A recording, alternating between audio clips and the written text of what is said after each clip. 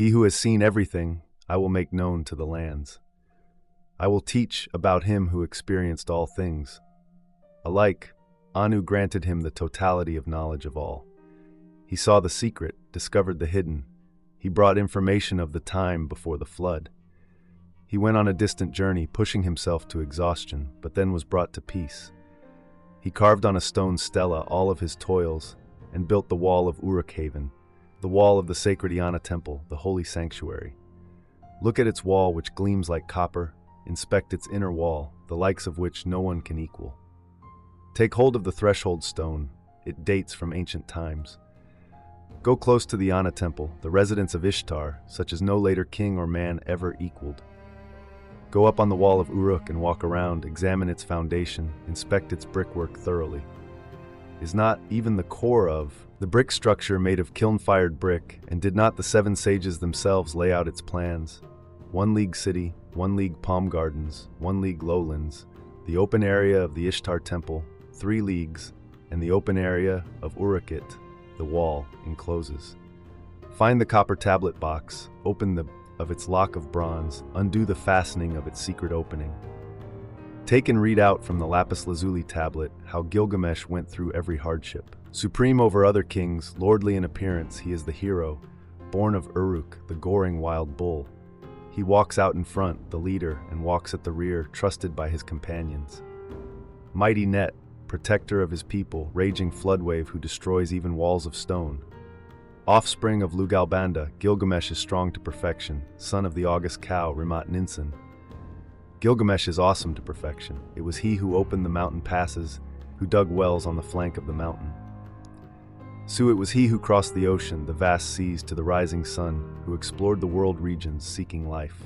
It was he who reached by his own sheer strength Uttanapishtim, the faraway, who restored the sanctuaries, or cities that the flood had destroyed, for teeming mankind. Who can compare with him in kingliness? Who can say like Gilgamesh, I am king, whose name from the day of his birth was called Gilgamesh? 2/3 of him is God, 1/3 of him is human. The great goddess Arudu designed the model for his body. She prepared his form. Beautiful, handsomest of men. Perfect. He walks around in the enclosure of Uruk. Like a wild bull, he makes himself mighty, head raised, over others. There is no rival who can raise his weapon against him. His fellows stand at the alert, attentive to his orders, and the men of Uruk become anxious in. Gilgamesh does not leave a son to his father. Day and night he arrogant.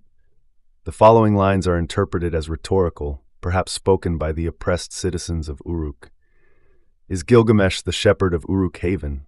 Is he the shepherd, bold, eminent, knowing, and wise? Gilgamesh does not leave a girl to her mother. The daughter of the warrior, the bride of the young man, the gods kept hearing their complaints. So the gods of the heavens implored the Lord of Uruk anew. You have indeed brought into being a mighty wild bull, head raised. There is no rival who can raise a weapon against him. His fellows stand at the alert, attentive to his orders. Gilgamesh does not leave a son to his father. Day and night he arrogantly. Is he the shepherd of Uruk-haven? Is he their shepherd? Bold, eminent, knowing, and wise, Gilgamesh does not leave a girl to her mother.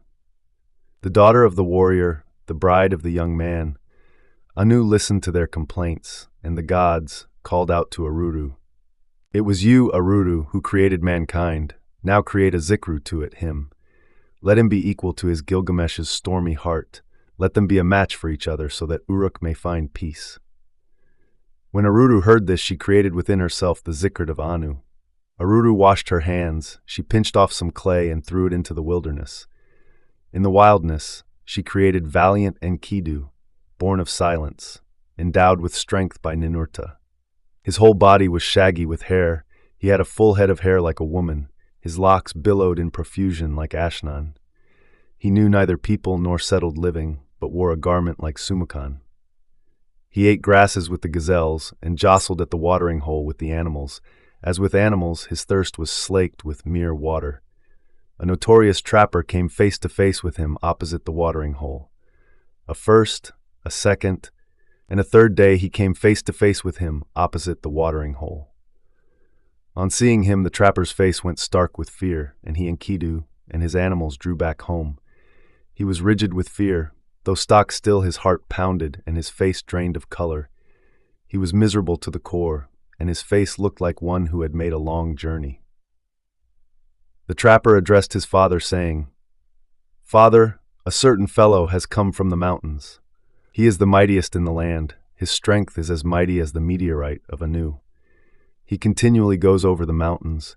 He continually jostles at the watering place with the animals. He continually plants his feet opposite the watering place. I was afraid, so I did not go up to him. He filled in the pits that I had dug, wrenched out my traps that I had spread, released from my grasp the wild animals. He does not let me make my rounds in the wilderness." The trapper's father spoke to him, saying, "My son, there lives in Uruk a certain Gilgamesh. There is no one stronger than he. He is as strong as the meteorite of Anu. Go, set off to Uruk. Tell Gilgamesh of this man of might. He will give you the harlot Shamhat. Take her with you. The woman will overcome the fellow as if she were strong. When the animals are drinking at the watering place, have her take off her robe and expose her sex. When he sees her, he will draw near to her, and his animals who grew up in his wilderness will be alien to him." He heeded his father's advice. The trapper went off to Uruk. He made the journey, stood inside of Uruk, and declared to Gilgamesh, "There is a certain fellow who has come from the mountains. He is the mightiest in the land. His strength is as mighty as the meteorite of Anu. He continually goes over the mountains. He continually jostles at the watering place with the animals. He continually plants his feet opposite the watering place. I was afraid, so I did not go up to him. He filled in the pits that I had dug, wrenched out my traps that I had spread, released from my grasp the wild animals. He does not let me make my rounds in the wilderness." Gilgamesh said to the trapper, "Go, trapper, bring the harlot Shamhat with you. When the animals are drinking at the watering place, have her take off her robe and expose her sex. When he sees her, he will draw near to her, and his animals, who grew up in his wilderness, will be alien to him." The trapper went, bringing the harlot Shamhat with him. They set off on the journey, making direct way. On the third day they arrived at the appointed place, and the trapper and the harlot sat down at their posts. A first day and a second they sat opposite the watering hole. The animals arrived and drank at the watering hole. The wild beasts arrived and slaked their thirst with water. Then he, Enkidu, offspring of the mountains, who eats grasses with the gazelles, came to drink at the watering hole with the animals. With the wild beasts he slaked his thirst with water. Then Shamhat saw him, a primitive, a savage fellow from the depths of the wilderness. "That is he, Shamhat. Release your clenched arms, expose your sex so he can take in your voluptuousness. Do not be restrained. Take his energy. When he sees you, he will draw near to you. Spread out your robe so he can lie upon you, and perform for this primitive the task of womankind. His animals, who grew up in his wilderness, will become alien to him, and his lust will groan over you." Shamhat unclutched her bosom, exposed her sex, and he took in her voluptuousness. She was not restrained, but took his energy. She spread out her robe and he lay upon her. She performed for the primitive the task of womankind. His lust groaned over her. For 6 days and 7 nights Enkidu stayed aroused and had intercourse with the harlot until he was sated with her charms. But when he turned his attention to his animals, the gazelles saw Enkidu and darted off. The wild animals distanced themselves from his body. Enkidu, his utterly depleted body, his knees that wanted to go off with his animals went rigid. Enkidu was diminished. His running was not as before. But then he drew himself up, for his understanding had broadened. Turning around, he sat down at the harlot's feet, gazing into her face, his ears attentive as the harlot spoke. The harlot said to Enkidu, "You are beautiful, Enkidu. You are become like a god. Why do you gallop around the wilderness with the wild beasts? Come, let me bring you into Uruk Haven, to the holy temple, the residence of Anu and Ishtar, the place of Gilgamesh, who is wise to perfection, but who struts his power over the people like a wild bull." What she kept saying found favor with him. Becoming aware of himself, he sought a friend. Enkidu spoke to the harlot. "Come, Shamhat, take me away with you to the sacred holy temple, the residence of Anu and Ishtar, the place of Gilgamesh, who is wise to perfection, but who struts his power over the people like a wild bull." I will challenge him. Let me shout out in Uruk, I am the mighty one. Lead me in, and I will change the order of things. He whose strength is mightiest is the one born in the wilderness. Come, let us go, so he may see your face. I will lead you to Gilgamesh. I know where he will be. Look about, Enkidu, inside Uruk Haven, where the people show off in skirted finery, where every day is a day for some festival, where the lyre and drum play continually. 6 where harlots stand about prettily, exuding voluptuousness, full of laughter, and on the couch of night the sheets are spread. Enkidu, you who do not know how to live, I will show you Gilgamesh, a man of extreme feelings. Look at him, gaze at his face. He is a handsome youth, with freshness. His entire body exudes voluptuousness. He has mightier strength than you, without sleeping day or night. Enkidu, it is your wrong thoughts you must change. It is Gilgamesh whom Shamhat loves, and Anu, Enlil, and La have enlarged his mind. Even before you came from the mountain, Gilgamesh in Uruk had dreams about you. Gilgamesh got up and revealed the dream, saying to his mother, "Mother, I had a dream last night. Stars of the sky appeared, and some kind of meteorite of Anu fell next to me. I tried to lift it, but it was too mighty for me. I tried to turn it over, but I could not budge it. The land of Uruk was standing around it. The whole land had assembled about it. The populace was thronging around it. The men clustered about it and kissed its feet as if it were a little baby. I loved it and embraced it as a wife. I laid it down at your feet, and you made it compete with me." The mother of Gilgamesh, the wise, all-knowing, said to her lord, Ramat Ninsen, the wise, all-knowing, said to Gilgamesh, "As for the stars of the sky that appeared and the meteorite of Anu which fell next to you, you tried to lift, but it was too mighty for you.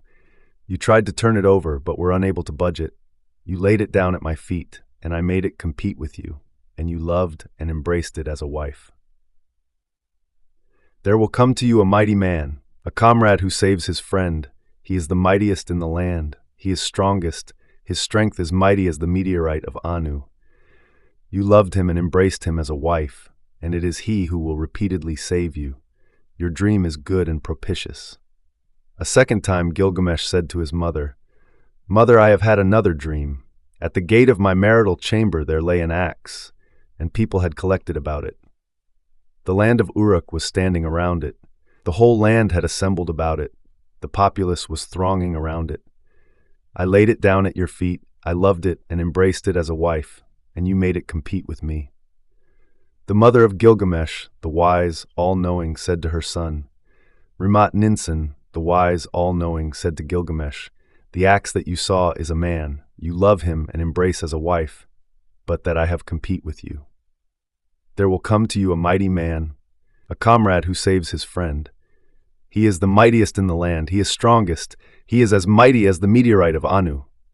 Gilgamesh spoke to his mother, saying, "By the command of Enlil, the great counselor, so may it to pass.